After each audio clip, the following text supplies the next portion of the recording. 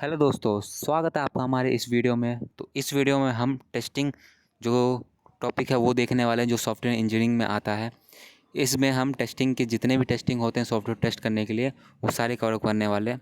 तो चलिए इसमें वन बाय वन सब देखते हैं। तो सबसे पहले हम देखेंगे टेस्टिंग होता क्या एक्चुअल में। तो टेस्टिंग मतलब होता है कि हम जो भी सॉफ्टवेयर डेवलप करते हैं उसको हम टेस्ट करके देखते हैं।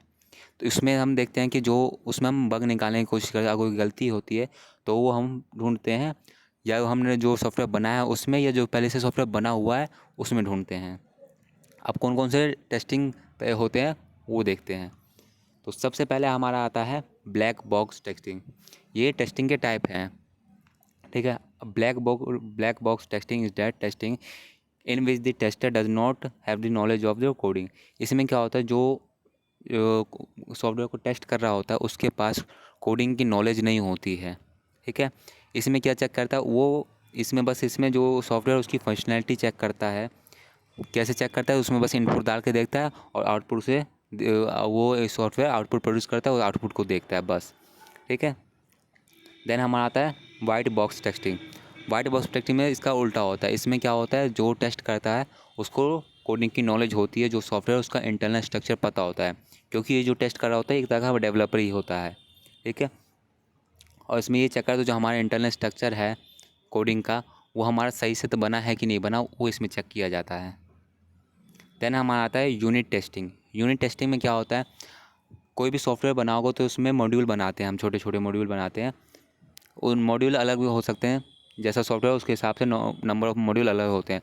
तो इसमें क्या है, यूनिट टेस्टिंग में क्या होता है, हम हर एक मॉड्यूल को वन बाय वन चेक करते हैं कि वो मॉड्यूल पर्टिकुलर जो हमने उसको काम की करने के लिए बोला है वो काम सही से कर रहा है कि नहीं कर रहा है मॉड्यूल।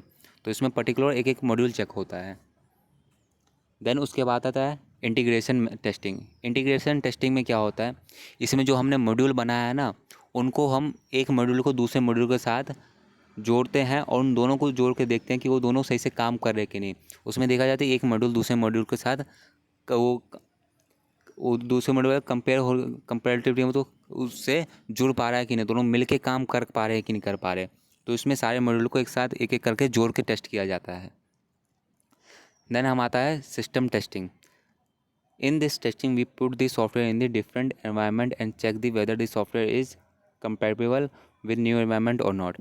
इसमें क्या सिंपली क्या है, जो हमारा सॉफ्टवेयर है उसको हम अलग अलग एनवायरनमेंट मतलब जैसे कि वो सॉफ्टवेयर विंडो में चला के देखेंगे, मैक में चला के देखेंगे, लिनक्स में चला के देखेंगे, अलग अलग ऑपरेटिंग सिस्टम में अलग अलग कंडीशन में डाल के उसको सॉफ्टवेयर चला के देखेंगे कि हर एक कंडीशन में सॉफ्टवेयर चल पा रहा है कि नहीं चल पा रहा है। इस टेस्टिंग में क्या होता है, ओवरऑल सिस्टम का परफॉर्मेंस चेक किया जाता है कि सिस्टम सही से काम कर रहा है कि नहीं कर रहा, अलग अलग प्लेटफॉर्म पे। देन हमारा आता है स्ट्रेस टेस्टिंग। स्ट्रेस टेस्टिंग में क्या होता है कि जैसे सॉफ्टवेयर है उसमें हम हैवी लोड डाल के देते हैं। हैवी लोड का मतलब नंबर ऑफ़, जैसे कोई नंबर ऑफ़ यूज़र बढ़ गया उसमें, एक टाइम पे 1000 2000 20,000 ऐसे यूज़र, ऐसा एज यूज़र एक टाइम पे आते हैं तो सॉफ्टवेयर कैसा बिहेव करता है, कैसा रिस्पॉन्स करता है, वो हैंडल कर पाता है कि नहीं पाता, कितना कर पाता है ना, वो सब इसमें हम स्ट्रेस टेस्टिंग में देखते हैं। उसके बाद हमारा है परफॉर्मेंस टेस्टिंग।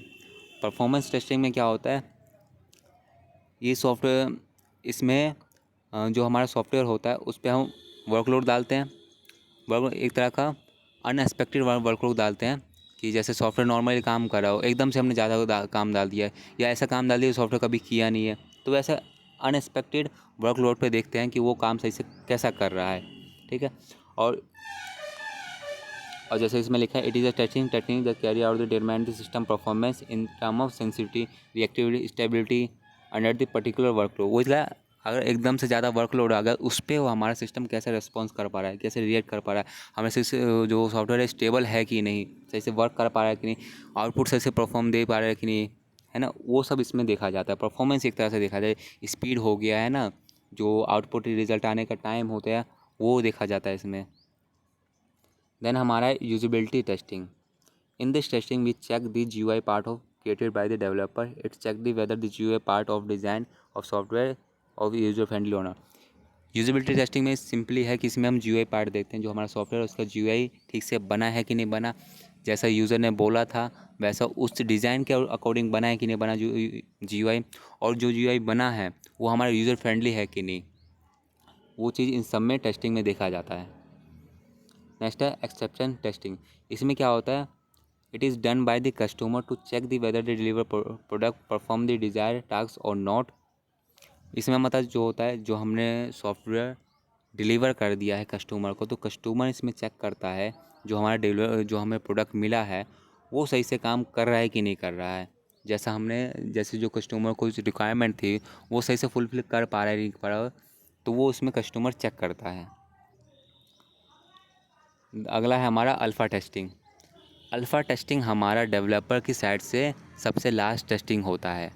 मतलब कि जो सॉफ्टवेयर है वो डिलीवर होने वाला है, डिप्लॉय करने वाला है, उससे पहले डेवलपर हमारा एक टेस्ट करता है, वो हमारा अल्फ़ा टेस्टिंग कहलाता है। इसमें क्या है, डेवलपर हमारा सिंपली इनपुट डालता है और आउटपुट देखता है कि आउटपुट सही से आ रहा है कि नहीं आ रहा है। यह हमारा बिल्कुल लास्ट टेस्ट होता है डेवलपर की साइड से। उसके बाद आता है बीटा टेस्टिंग। बीटा टेस्टिंग क्या होता है, ये हमारा कस्टमर द्वारा चेक किया जाता है। कस्टमर हमारा फंक्शनैलिटी चेक करता है सॉफ्टवेयर का। जैसे कि कस्टमर भी है ना, जैसा जो कस्टमर का रिक्वायर्ड है, जो जिस हिसाब से बना है सॉफ्टवेयर, कस्टमर चेक करेगा हाँ वो काम कर रहा है कि नहीं कर रहा, और नहीं कर रहा है, कुछ गलती है, एरर है, वो एक तरह से डेवलपर की टीम को सजेशन देता है कि हाँ आपके ये में एरर है, ये बग आ रहा है, सही से आउटपुट नहीं प्रोड्यूस कर पा रहा है ना। तो वो सब हमारा कस्टमर करता है, तो ये हमारा बीटा टेस्टिंग में आएगा। उसके बाद हमारा दो टर्म आता है, ये टेस्टिंग नहीं है, ये दो टर्म है, वेरिफिकेशन और वैलिडेशन। वेरिफिकेशन क्या होता है, it verify the whether the develop product fulfil the requirement that we have. मतलब ये हमें बताता है कि जो हमारा कस्टमर है या जो क्लाइंट है, जो हमें उनकी जो रिक्वायरमेंट थी कि हमारे सॉफ्टवेयर में ये चाहिए, उसमें वेरिफिकेशन में ये देखा जाता है कि वो चीज़ इसमें हमारे जो सॉफ्टवेयर बनाया है उसमें वो चीज़ है कि नहीं। ठीक है। और वैलिडेशन क्या होता है, it check that the we are what we are developing the is the right product, it is validation actual and expected product. इसके बाद ये चेक वैलिडेशन में क्या होता है, जो हमने जो प्रोडक्ट बनाया है वो हमारा सही बना है कि नहीं, जो हमने डिज़ाइन दिया गया था उसके अकॉर्डिंग बनाया है कि नहीं, और सारे जो कस्टमर जो उनकी रिक्वायरमेंट थी वो फुलफिल हो रही कि नहीं, काम सही से कर रहा है कि नहीं कर रहा, वो वैलिडेशन में दिखा जाता है इसमें। तो हमने इस वीडियो में सारे टेस्टिंग के पार्ट कवर कर चुके हैं। तो इस वीडियो में इतना ही। अगले वीडियो के लिए स्टे कनेक्टेड। Thank you.